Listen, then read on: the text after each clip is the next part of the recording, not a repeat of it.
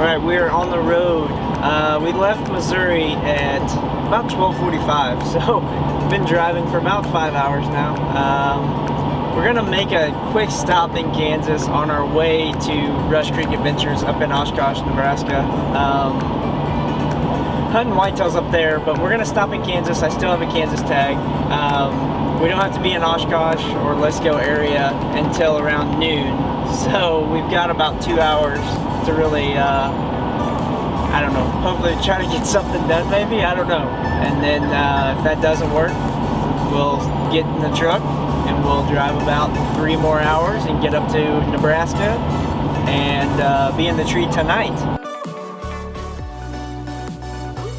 Rush Creek Adventures has access to thousands of acres of land, and when I say that, I can't wrap my mind around how big it is. Miles says something about 24 miles of the Platte River, I believe. So 24 miles is what they look over, I guess. The layout's really crazy. When I'm from Missouri, central Missouri, and we have a lot of trees, a lot of hills. Out there it's pretty flat, and really the only trees are along that river or any kind of water structure. And man, the deer are just packed into there, and they stay there all day, and in the evenings they come out and they go to these alfalfa pivots or corn pivots that are spread sporadically throughout the river bottom. So really it's an easy hunt for me to scout. At least it's harder to get in front of them, but you can really go out and scout those alfalfa pivots and see what deer are coming in, the quality of the deer that are coming to each pivot, and you kind of pick an area and just kind of get in between where they're going to eat and where they're going to bed.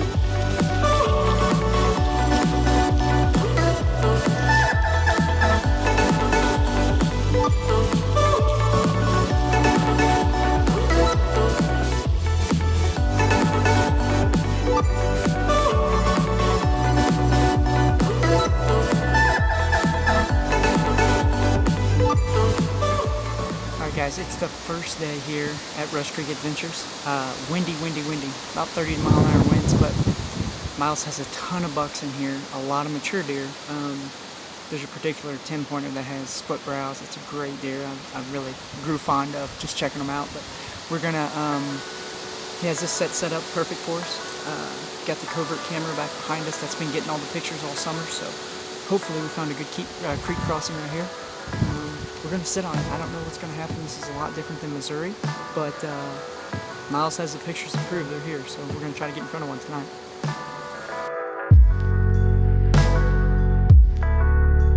So mid-September I'd sent Miles some covert cameras to put out, and he was sending me some pictures of some really good deer that were hitting an alfalfa pivot. So when we got out there, we sat on the alfalfa pivot that night. But we had a ton of deer come out to it. We could tell through the binos that there were some really good deer. Ended up being like 13 bucks out there that were all shooters in my opinion.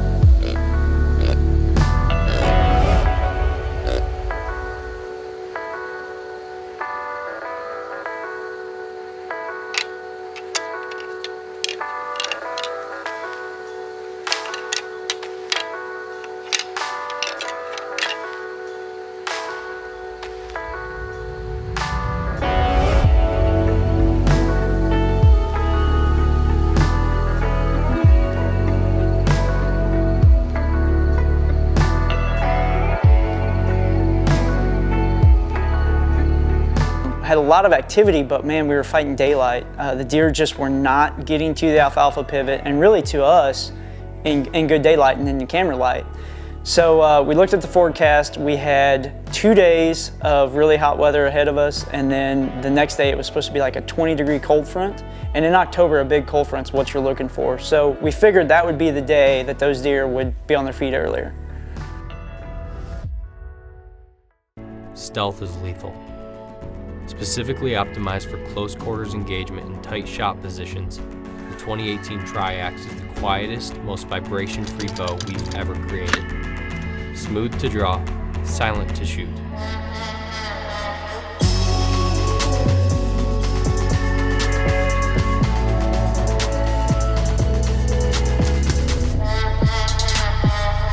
Experience it today at your local authorized retailer.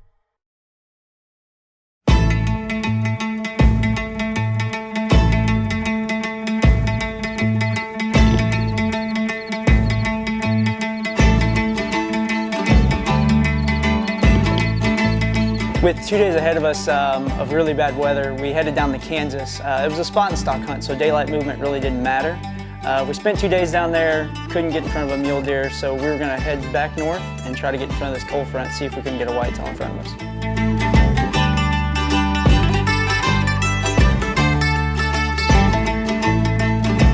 So we got back in Nebraska, and midday we had really decided that we were also going to push the stand up about 40 yards.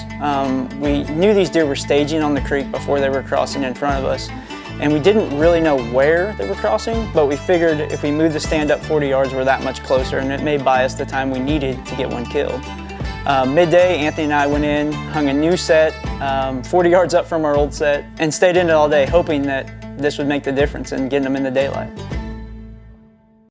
Since 2007, our Kentucky-based service team has answered each one of your calls.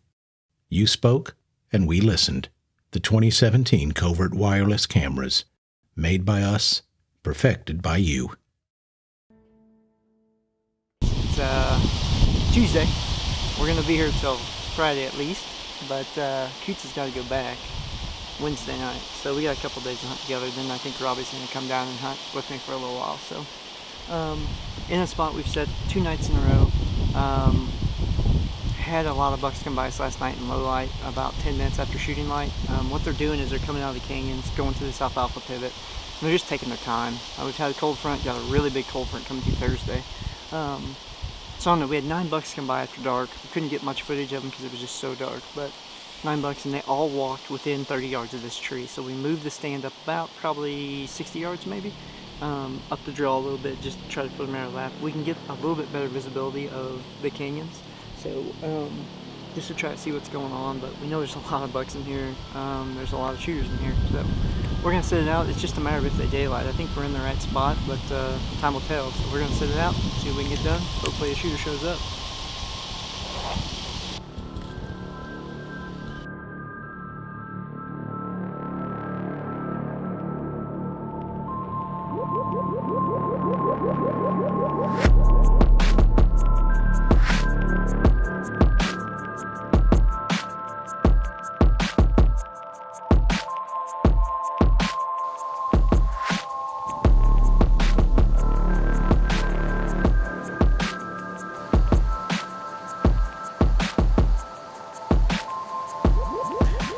About an hour before dark, we look up into the canyons and we start seeing deer stand up. And I'm noticing them counting bucks, and we end up having 11 bucks in the canyon, just kind of milling around, kind of staging really. Some of them were fighting, some were eating. We have to watch them now. They're probably 500, 600 yards away, and we have to watch them for an hour and a half before they start heading our direction.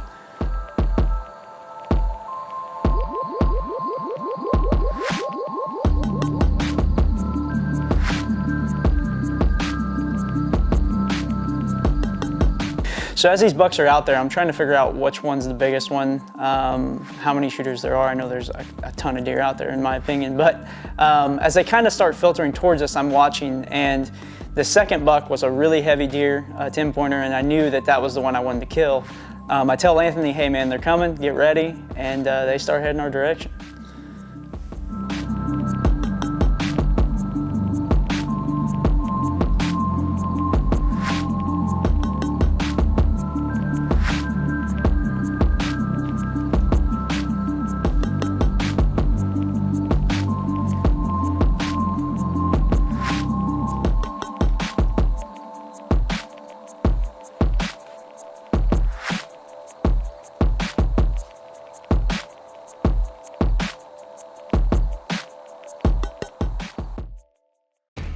Farmers think about harvest as maximizing their yields. As someone who invests in whitetails year-round, I measure my gains in inches. I feed my deer only the best whole grain blends by Big Time, fortified with Whitetail Institute's 30-6 minerals and Big Time's proprietary BT90 micronutrients. Big Time has more high-quality nutrition with no fillers, byproducts, or artificial ingredients. Big Time. Attract, develop, grow.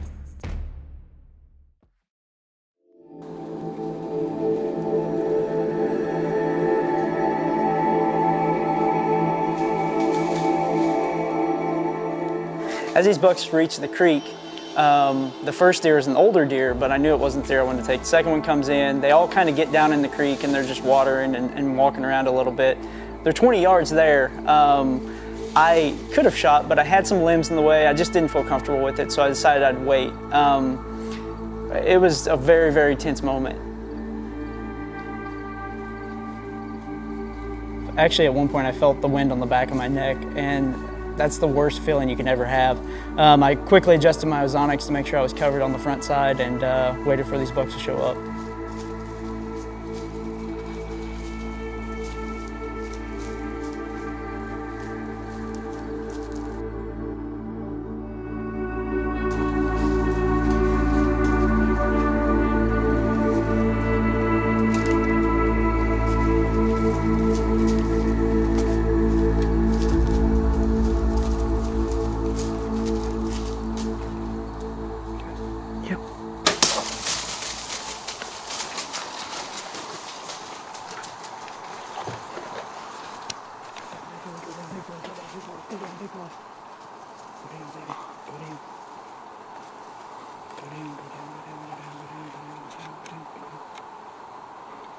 Move your hand, move your hand.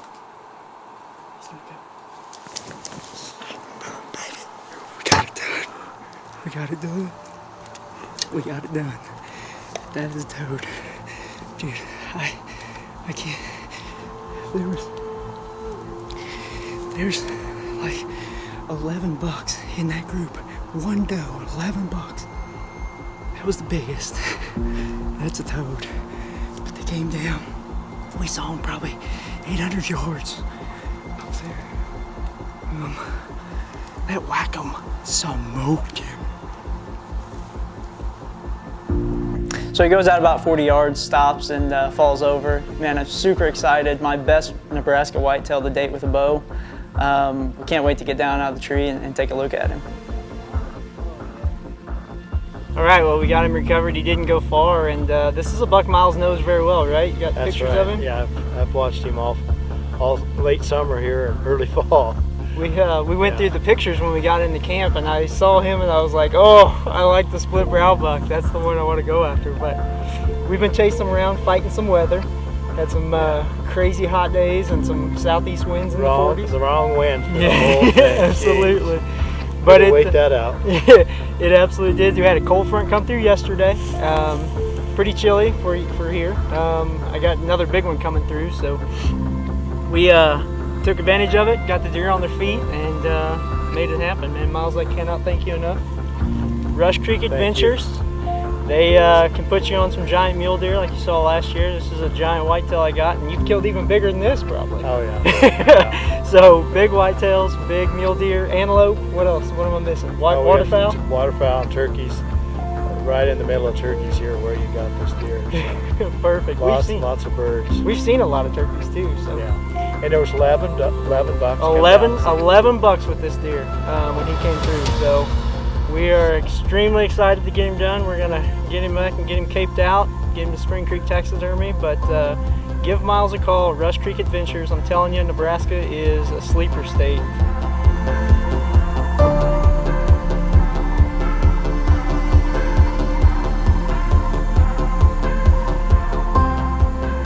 So Rush Creek Adventures does it again, man. They have a phenomenal antelope hunting, turkey hunting, mule deer hunting, whitetail hunting. Just about anything you want to chase, if it's in Nebraska, they got it. I can tell you that it's going to be a place I want to go back to for the rest of my life if I'm physically able to. A place that I will not ever forget. I've made some great memories out there and can't wait to see what else it's going to bring.